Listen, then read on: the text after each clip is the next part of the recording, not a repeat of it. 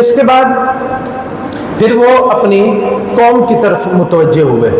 اور قوم کو جو ہے میں نے ذکر کیا تھا کہ قوم جو ہے وہ 3 قسم کی چیزوں کی عبادت کرتی تھی۔ ایک جو ہے وہ سورج کی، ستاروں کی، سورج بھی ستارہ ہی ہے نا، ستاروں کی عبادت کرتی تھی، چاند کی، سورج کی، دوسری بتوں کی، اور تیسری جو ہے وہ بادشاہ کی عبادت کرتی تھی۔ سورہ الانعام، اس میں اللہ تعالیٰ نے ابراہیم علیہ السلام کا اپنی قوم کے ساتھ مناظرہ اور اپنی قوم کے ساتھ گفتگو، بلکہ دعوت ہم اسے کہہ سکتے ہیں، مناظرے کے بجائے ایک دعوت کا انداز جو انہوں نے پر حکمت اپنایا، ان کو بتانے کے لیے کہ یہ ستارے یا چاند یا سورج جن کی تم عبادت کرتے ہو یہ بالکل بے بس اور بے کس ہے۔ اس کے لیے انہوں نے ایک بڑا پر حکمت طریقہ اپنایا۔ قوم کے پاس آئے، رات کا وقت تھا، تو فلما جن علیہ اللیل رأى کوکبا، قوم کے پاس آئے، وہ اپنے کاموں میں یا عبادت میں مصروف تھی، تو جو سب سے بڑا ستارہ تھا اس کو دیکھ کے کہنے لگے یہ میرا رب ہے، ھذا ربی۔ تو سب نے دیکھا اور سب کو انہوں نے مخاطب کیا، سب کو متوجہ کر کے انہوں نے اس کو کہا کہ یہ میرا رب ہے۔ لیکن کیا ہوا کہ وہ ظاہر بات ہے غروب ہونا تھا، اس میں ہو گیا،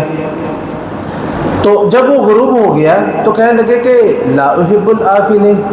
جو غروب ہونے والا ہے میں اسے تو نہیں پسند کرتا، اب یہ چلا گیا ہے تو مجھے دن کے وقت کسی یا اس کے بعد مجھے کوئی میری ضرورت کون پوری کرے گا؟ ہاں یہ چاند بڑا ہے، فلما رأى القمر بازغا، چاند دیکھا وہ اس سے زیادہ روشن ہے، قال ھذا ربی، تو کہنے لگے جی پھر یہ میرا رب ہوگا، وہ تو غروب ہو گیا، اب یہ تو باقی ہے۔ تو چاند جو ہے اس کو دیکھے، اچھا اب قوم کو اس پہ کوئی اعتراض نہیں، انہوں نے ستارے کو جوڑ دیا اور چاند کی عبادت کی، قوم کو کوئی اعتراض ہوا نہیں ہوا۔ پھر اس کے بعد کیا ہوا، وہ چاند بھی غائب ہو گیا۔ اب انہوں نے نا ایک بڑی ہی بات ایسی کی کہ جس سے قوم کی توجہ جو ہے وہ حاصل کی جائے اور قوم کو ایک چیز کے لیے تیار کیا جائے۔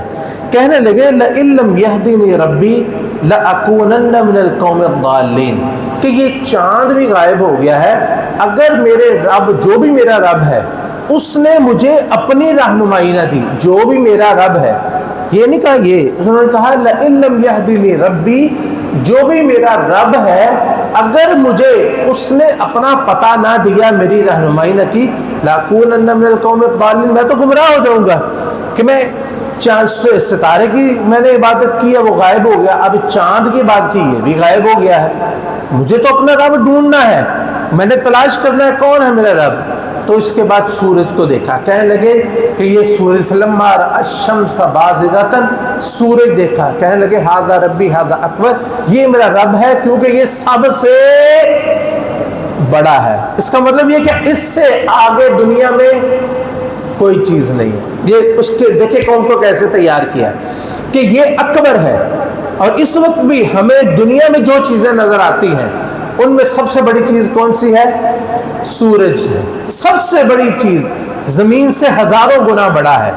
ھذا ربی ھذا اکبر، یہ میرا رب ہے اور یہ سب سے بڑا ہے۔ تو پھر کیا ہوا، فلما افلت، سورج بھی غروب ہو گیا، قال یا قوم انی بریء مما تشرکون، کہنے لگے میری قوم تمہارے سامنے ہی ہے نا، میں چاند کے ستارے کے پیچھے گیا وہ غروب ہو گیا، چاند ہے وہ بھی داغ گیا، مفارقت دے گیا، سورج ہے وہ بھی غروب ہو گیا، میں کس کی بات کرتا ہوں، میں تو قال یا قوم انی بریء مما تشرکون، اے میری قوم میں اس سے بری ہوں جس کو تم شریک ٹھہراتے ہو، کیونکہ یہ تو رب ہے ہی نہیں۔ انی وجہت وجہی للذی فطر السماوات والارض، میں نے اپنے چہرے کو اس کی طرف متوجہ کر لیا ہے جس نے زمین و آسمان کو پیدا کیا۔ اب سورج دیکھیں کس کے اوپر ہوتا ہے، سورج آسمان کے نیچے ہوتا ہے نا، میں اس کی عبادت کرتا ہوں جو زمین کے اوپر جن کی تم عبادت کرتے ہو وہ اس زمین کا بھی خالق ہے جن کے اوپر تم ہوتے ہو اور جس سے ان کو بناتے ہو اور رکھتے ہو، اور آسمان کے رب کی عبادت کرتا ہوں جس آسمان کے نیچے یہ ستارے ہیں، یہ چاند ہے، یہ سورج ہے، آسمان بھی نہیں زمین بھی نہیں بلکہ ان کا رب۔ انی وجہت وجہی للذی فطر السماوات والارض حنیفا، میں نے اپنے چہرے کو اس کے طرف متوجہ کر لیا ہے، اب میں صرف اسی کی عبادت کروں گا کہ جو نہ غروب ہوتا ہے، جو نہ غافل ہوتا ہے، جس کو نہ نیند آتی ہے نہ وہ ضرورت مند ہے، بس میں اسی کی عبادت کروں گا۔ وما انا من المشرکین، اور میں مشرکوں میں سے نہیں ہوں۔ وحاجہ قومہ، اب قوم جھگڑا کرنے پہ اتر آئی، اب قوم جھگڑا کرنے پہ اتر آئی۔ اچھا یہاں ایک بات ذرا آپ غور کریں اور دیکھیں کیا ہمارے ہاں بھی ایسا نہیں ہے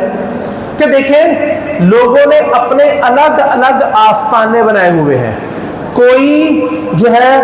کسی قبر پہ جاتا ہے، کوئی کسی قبر کی طرف جاتا ہے، کسی نے کسی کو بنایا ہوا ہے، کسی نے کسی کو بنایا ہوا ہے، اس پہ کسی کو اعتراض